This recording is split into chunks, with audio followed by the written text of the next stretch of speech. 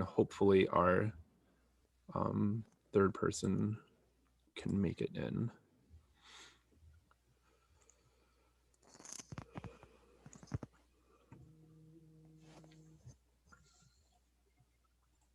Okay. So as people filter into the 12 p.m. Eastern session on violence, thank you for coming out to CrimCon. I hope that it's been a good experience for everybody during the last couple of days. We are scheduled to have three papers on this panel. We're waiting on our third. So either way, I've asked our presenters to abide by the 10-minute time limit for this. If it doesn't look like you're preparing to wrap up around minute 9, I will try to jump in to give you that 1 minute warning. I really dislike interrupting people. It always feels like I'm being really disrespectful. So please, if I have to do that, know that I don't mean anything by it. If you have any questions, post them in the Q&A box at the bottom of your screen, and we'll address all questions at the end of everybody's session. So here's Caroline. Perfect. So that said, our first paper today is Beyond the Violent Offender, Profiling a Larger Scope of Animal Abuse with Latent Class Analyses. Leo, the floor is yours whenever you're ready. Right. Let me share this first.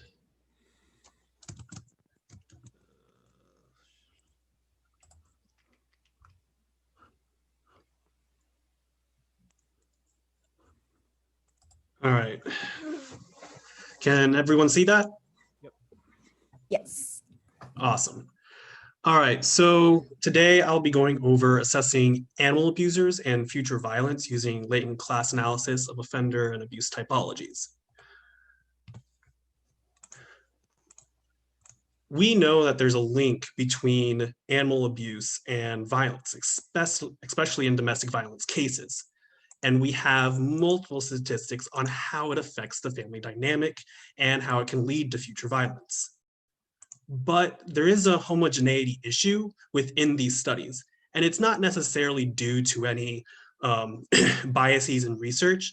It's a data issue, the availability of the data in order to properly assess animal abuse and its nature. So far, literature has focused on violent animal abuse from already established troubled samples like violent offenders, sex offenders, psychiatric patients, etc. So are animal abusers homogeneous? And if not, which animal abusers are more violent after animal abuse, if at all? To answer this question, I'm going to use latent class analysis and logistic regressions, and to try to avoid using already established offenders as a means to look at animal abuse. I conducted a content analysis of non-random Florida animal abuse news articles from petabuse.com. Unfortunately, it has been shut down due to lack of funding. And we gathered around 541 cases cross-reference with public court papers. And it covered the years 2005 to 2017. And I categorically coded characteristics and information about the reported animal abuses and offenders, looking at social demographics, criminal history, victims, abuse techniques, offense characteristics, like did they have a co-offender, did they commit it with additional crime, etc. So the first latent class output focused on offender characteristics, and we find there are 4 types of offenders that commit animal abuse from this sample. We find that the majority of them are a first-time offender. Well, they don't really have any records, maybe something minor in the past, and they're mainly white, followed by Hispanic populations. Then we have the aggressive offender. They're more violent in nature. They have a lot more violence in their history and a lot more threatening actions like weapon violence. And then we have the predisposed offender. This one, though looks similar to the aggressive offender, does not have much of a violent history, but has more of a variety of criminality. So we're saying it's predisposed in order to commit violence. And then the last one is an animal offender or an already established animal abuser. The second analysis, we looked at the abuse itself, and we found there are 4 types of abuse. We find domestic abuse, which we called it domestic abuse because it focused on domestic animals. And it usually and the abuse is usually one form. It's not multiples, and it's not multiple behaviors. It's just one form, like kicking or choking, only one. Planned abuse looks at pit bulls and farm animals, and it's usually around organized abuse, which is considered theft or fighting. But when we looked further into the details, this was definitely a class about animal fighting, using cocks and pit bulls in fighting rings. The third one is irresponsible abuse, where it usually uses remiss abuses like hoarding, neglect, vehicle neglect. And these are typically animals that are non-dog domestic and can span from wildlife to farm animals as well. And then the last one is extreme abuse. It covers mainly domestic animals, sometimes farm animals, but not that many. And this covers many categories of abuse. Someone could be kicking a dog while burning it at the same time. There is multiple actions going on with this abuse. So what then? We need to determine which classes are more violent. And we need to avoid a homogeneous image of animal abusers within the analysis. So I use the intersectionality of classes to get a clear image of the content of animal abuse due to its relation to a specific offender class. Using the logistic regression I mentioned earlier, we use the first-time offender and domestic abuse as the baseline, mainly because that is where majority of cases lie.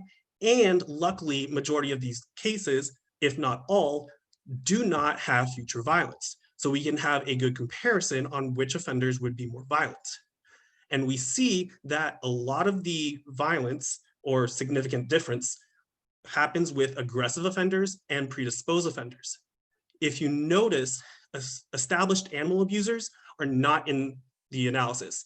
They were dropped because they had no significant difference from the baseline, meaning they didn't have any future violence to be even considered in the model. So in our findings, we find that animal abusers are not homogeneous. Future violence seems to be related to criminal history more. However, animal abuse can affect the odds of future violence. And there may be something about the nature of the act that makes someone more likely to commit violence in the future than others. But overall, we need a push for more reporting of animal abuse and law enforcement documentation to get more data on the nature of animal abuse. One of the downsides of this study was the fact that it was a non-random sample. We could not get any official data, victimized survey data, or regular survey data to target something like this.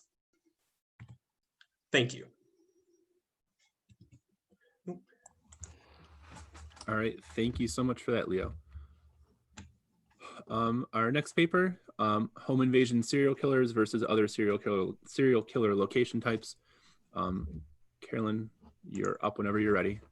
Hi, okay, thank you. Let me just try to share my screen real quick. See how this works. Okay. Can everyone see my screen? Yep. Okay, great. Hold on one second. Okay, my name's Caroline Comerford. I am a PhD candidate at Florida International University. And today I'll be discussing part of my dissertation that I am in the process of in terms of home invasion serial killers versus other serial killer location types. So just a brief presentation overview. I'm going to be going over the definition of serial killers that I use to select cases for this study, the purpose of my dissertation, home invasion, serial homicide, and the statistics. And also in terms of, I refer to it study one because it's the first study of my dissertation. We'll be going over the research questions, methodology, results, overall findings, potential implications of future findings once I'm finished with my dissertation.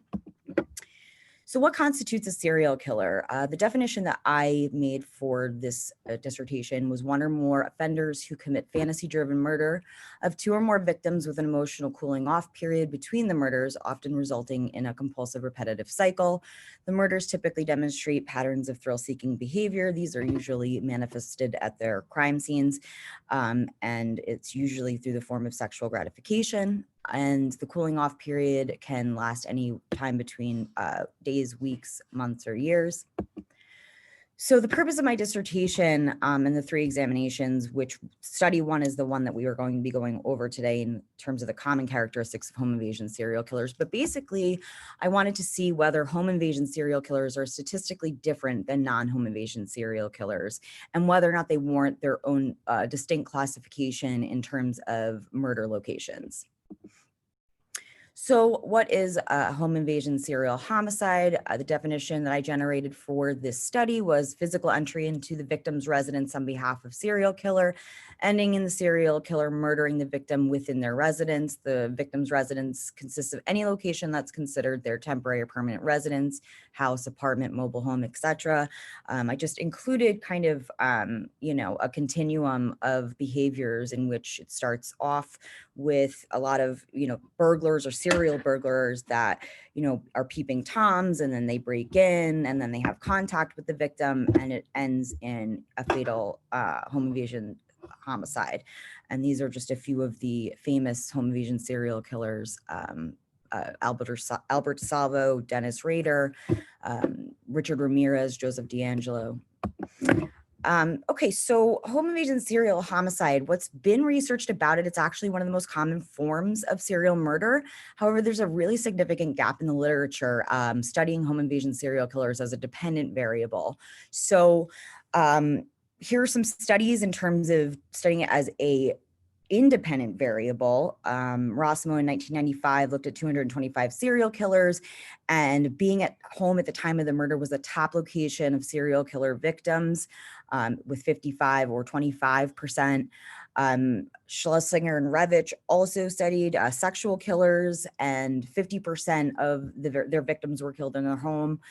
The FBI did a study on 92 serial killers, and the overall percentage of serial killers that were murdered in the residence was a little over 20%. And in a subsample, they found of 16 serial killers that almost half of the sample, the victim's residence represented nearly half of the locations where the killer either approached, assaulted, or murdered their victims. And lastly, the Radford, Florida Gulf Coast University serial killer database, which is the data source that I used for my sample, with over 5,100 serial killers and nearly 15,000 victims, and that home invasion was the most frequently targeted location in serial murder cases, nearly 30% of the cases. So there are two types of home invasion serial killers that I distinguished for my study. Static home invasion serial killers, they only kill victims within the home, versus dynamic home invasion serial killers, where they kill at least one victim in the home and then they kill at other locations. And usually home invasion serial murder, they gain access to their victims through either unlawful entry or ruse entry. So the study one research question was, what are the differences between the common characteristics of home invasion serial killers and non-home invasion serial killers? And my hypothesis is basically based on the victim selection, the modus operandi, and the crime scene actions of both groups. So home invasion serial killers will have differences in victim selection compared to non-home invasion serial killers based on the victim being female and alone in their residence. Also, in terms of their attack method, home invasion serial killers will primarily use stalking to attack their victims, targeting easily accessible residences with prior knowledge that the victim was alone through unlawful entry or use. And then the number of crime scenes, home invasion serial killers will have single location crime scenes, meaning that they will leave the bodies at the crime scene and not dispose of the bodies elsewhere. So the methodology I used, I went through over 5,100 cases in Radford University serial killer database to make sure that they met my definition of a serial killer, as well as to obtain locations for murder for each case. All applicable cases were categorized based on the location where the murders occurred. There were over 2,100 cases that were pertinent to my study. I did a power analysis and came up with a sample of 326 cases, which were divided in half based on home invasion serial killers, which is 163 cases, and non-home invasion serial killers, which is also 163 cases. So I basically analyzed the descriptive statistics of 40 different variables, the common characteristics of home invasion serial killers. I looked at the killers' demographics, their victim selection, modus operandi, and crime scene actions.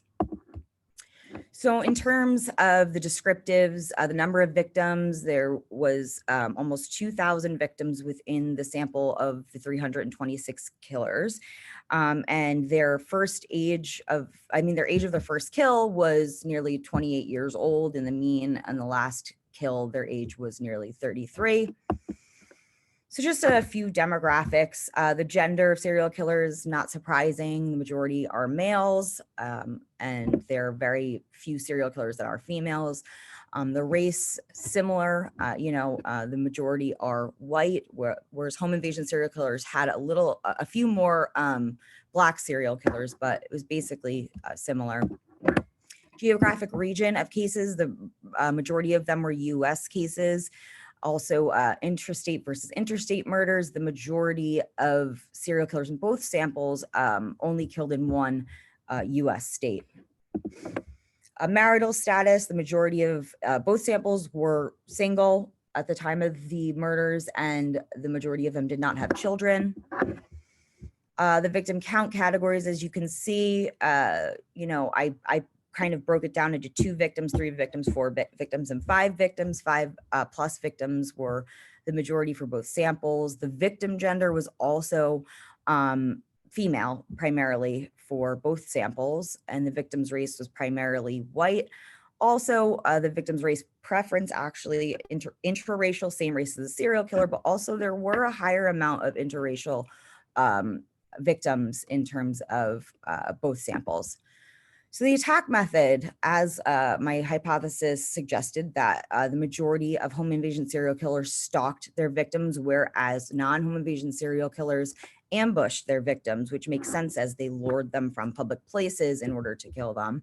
The majority of them, both samples, both brought weapons showing premeditation. I did this only for home invasion serial killers, obviously because of the location. Unlawful entry was made up the majority of the sample of home invasion serial killers to gain access to their victims. The top 5 murder methods, strangulation was the top murder method for both samples.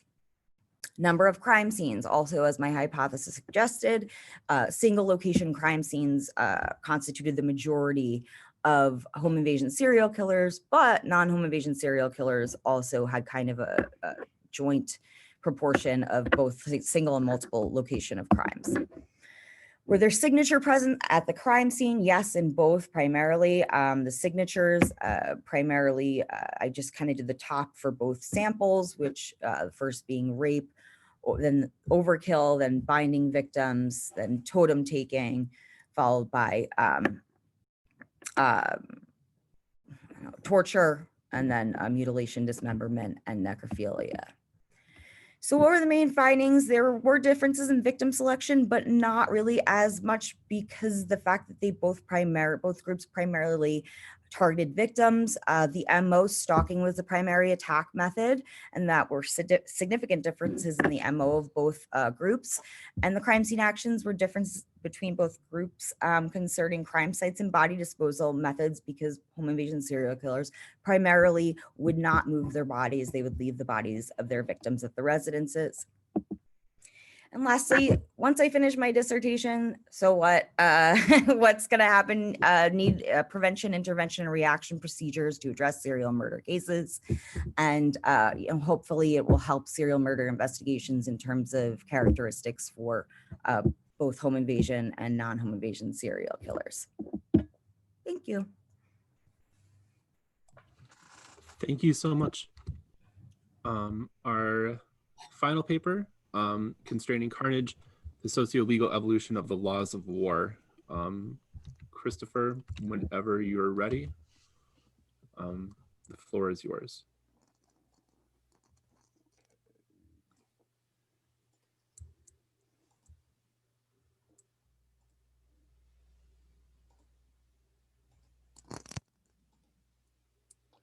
All right, well, I'm presenting a piece of a smaller book length project called Constraining Carnage, which is a socio-legal history of the laws of war.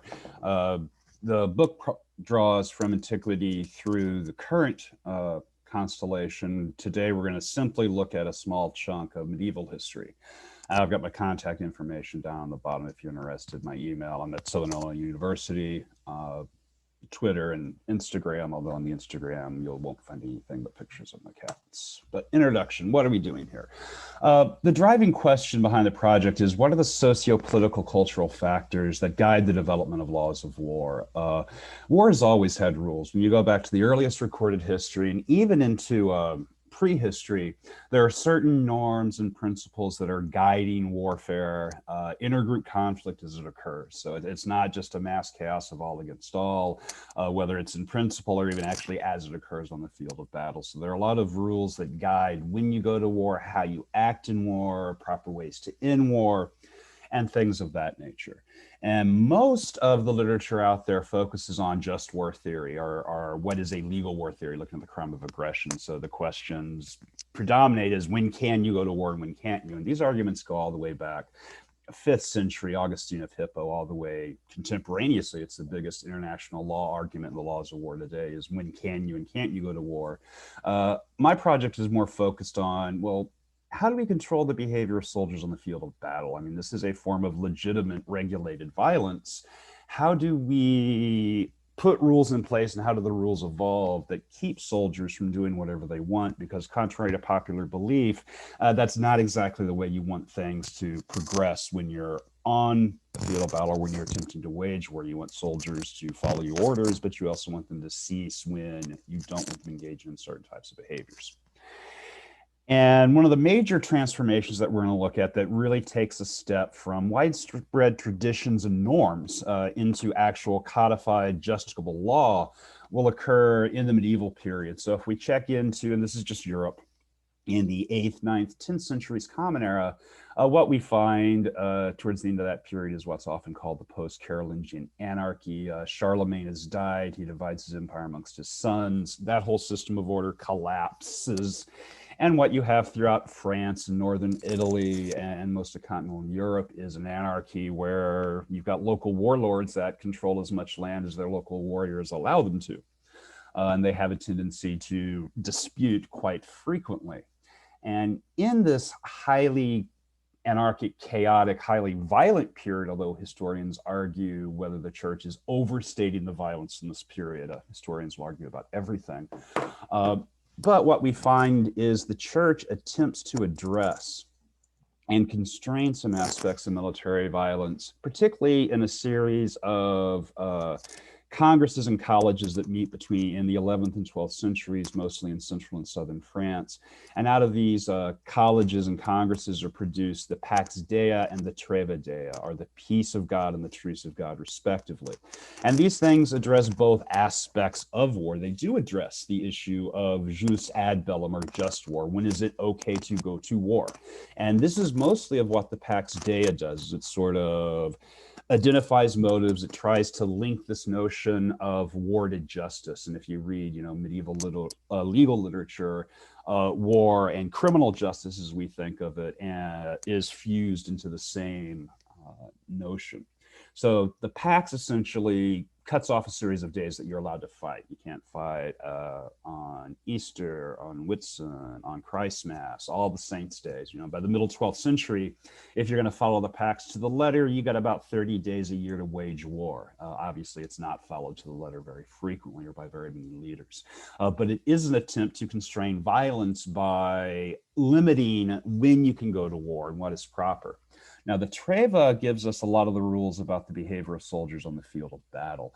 The Treva talks extensively about protecting civilians. Don't attack teamsters, don't kill farmers, don't steal their food, don't burn villages, don't attack the peasants. Keep those sorts of depredations at a minimum. And probably what the church is more interested in is there's a lot of prohibitions here against attacking the clergy. Don't attack or kill a clergy member. Don't attack and raid a church or a monastery. people raiding monasteries is not just a thing in Northeast England in the 8th century with the Vikings. Throughout Europe, these warlords realized that a lot of monasteries and churches are poorly guarded and filled with very valuable items. And so protecting the church and the church's property and the church's people gets up on that list. So the Treva is more focused on this notion of jus in bello, or justice in war, and behaving appropriately. Now, what is the sanction that the church has to bring? The church has excommunication in its back pocket. And the medieval world is a thoroughly Catholic place. And the vast majority of people living within medieval Europe are accepting the epistemological worldview put forth by the Catholic Church.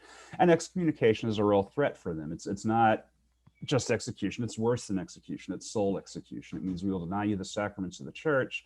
And then when you die, your soul will know nothing but torment. And if that's, a system that you believe in, that can be a pretty, or you would think, strong deterrent, but as most of us know, deterrence theory works very poorly in practice, as did the church's use of excommunication threats to reduce violence. Now, what's ultimately going to happen is over the 12th, the 13th, and the 14th centuries, the truce and the peace are going to be translated by noble writers, by other lords and warriors, into codes. We're familiar with the word chivalry, although what it means today is not what it means at this time. You get this translation of this construction of a warrior code that's supposed to guide the behavior of the nobles in and out of battle. And it is thoroughly Christianized in its approach. I mean, it emphasizes mercy, charity, chastity, obedience, as it would be expected. I mean, this is the medieval world, which assumes that God takes a very minute-to-minute hands-on approach to what happens. And so where you're born into the world is where God wants you, and God wants all the people above you, all the people below you. And so you owe obedience to those above you, and then you owe protection, particularly if you're a noble, a protection and succor to those below you. So do what you're told by those who have your authority, and then be merciful to those below you. We also see a couple new rules come up in warfare itself. Mercy and ransom come out of this Christian idea of mercy, that if somebody surrenders on the field of battle to you, you're supposed to allow them to live. You take them captive, you get them off the field of battle. They're no longer a hostile fighter, therefore they're no longer a target of violence. Can draw a through line from that all the way to Geneva and Rome statute that we see today. In fact, a lot of the things in the Trevia are still around in many of our current laws of war and international humanitarian law. So mercy suggests accepting surrender. If it's a noble that's surrendering to you, you will then ransom them. Ransom means you will hold them prisoner until their liege lord or their family can pay a price for your return. And while you are held captive, you're going to be held captive in fairly good circumstances and situations. You will basically be treated as an honored noble guest, because that's exactly what you are by this point in European history, and we can pull the UK into this as well. You've really got an international brotherhood of warriors, an international brotherhood of knighthood, and that's how they talk about themselves. They owe more allegiance to chivalry and to knighthood, at least the way they talk about it, and the way some legal processes fall out, than they do to any sort of proto-nationalistic early forming state. So they have allegiances to their immediate superior, and then they have their allegiances to chivalry. Parley is another rule thrown in that allows for, one, heralds to move across the battlefield unmolested, to allow the leaders on both sides to constantly talk to each other if they so desire, again, to end the battle sooner and reduce the amount of carnage. The other aspect of parley is any noble can cease hostilities, or before hostilities demand a parley with somebody on the opposite side, where essentially the parties of each concerned individual meet away from the other combatants, meet away from the camps, do so under flag of truce where you can't harm anyone, to convey whatever business they need to convey. And again, since this international brotherhood of knights is also an international brotherhood of unmarried cousins, because of the interbreeding of noble families throughout the continent, it's probably likely that if I'm fighting at Agincourt for the King of France, I've got a cousin that's fighting for Henry V on the English side. And we may need half an hour before the battle starts to sort of trade news about nieces and nephews, or who's doing what and where. So parley allows the safety of those things to occur. And eventually, and I know I'm getting short of time here, but eventually what we will see at the end of the period is really what some people call the first international war crimes trial. Peter von Hagenbach, who's a vassal of Charles II in Burgundy, is basically found guilty of violating the laws of chivalry by not only his sovereign, Charles, but also by a panel of international knights that are pulled together to pass judgment on him.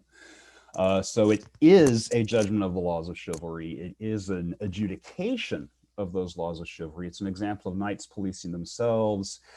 I wouldn't call it a war crime trial because what he was charged with were actions committed during war. It's more of a crime, what today we would call a crimes against humanity trial. He treated his people very, very poorly, lots of depredations against the peasants. Thank you. Thank you so much for that. So three very distinct presentations this morning. We have time for questions.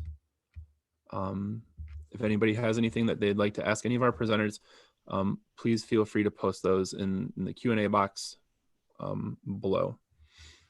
And if anybody in the panel has anything for each other, you can just chime in.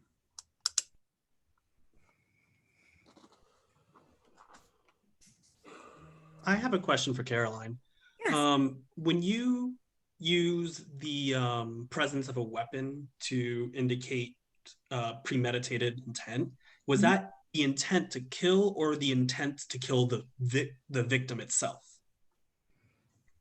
Oh, in terms of like when they went, basically it was the whether or not they brought a weapon to kill their victim or not. Does that make sense? Yes, I just need that clarification. Because the way that so some of the data was like the Radford database is awesome in terms of information, and actually you might want to take a look at it because they do have information on animal cruelty prior to killing, actually, and that's actually one of my variables for my third study in my dissertation, is whether or not they had indicators of the McDonald's triad, which is animal abuse, bedwetting, and fire starting. So you might want to take a look at that. But they, but yeah, basically they code it in a certain way. So some of the variables I used was from Radford, and some of them were ones that I generated. So the way that it was kind of coded sounded kind of funny. It was like brought some weapons, didn't bring some weapons, found some weapons. So the way in which I coded it was, yes, either they brought weapons to kill or they found weapons at the site. It's whatever it was at the murder site when they killed their victims. I hope that answers your question. Thank you. Yeah. So nothing has come in yet, but I know from the last 2 days that as soon as I start wrapping it up, that's when people blast their questions in. So we'll see if my jinx continues right on time. Oh, it's like I've got a talent. So through the chat, I'll read it just for people watching this later on YouTube, just so everybody's aware of what the conversation is. Samantha asks, Caroline, what was the method of killing used by female serial killers? Are there any that used violence like males do, strangulation, stabbing, etc.? So the primary method that was used from in terms of killing in my sample of the total sample of 326 cases for females was poisoning. However, the problem in the sample was in terms of the serial killers that were female in the sample, some of them were part of team killings. So I didn't get a chance to look at the methods in the team killing serial killers. However, usually with female serial killers, it's usually poisoning. Female serial killers don't usually like to get up close and personal.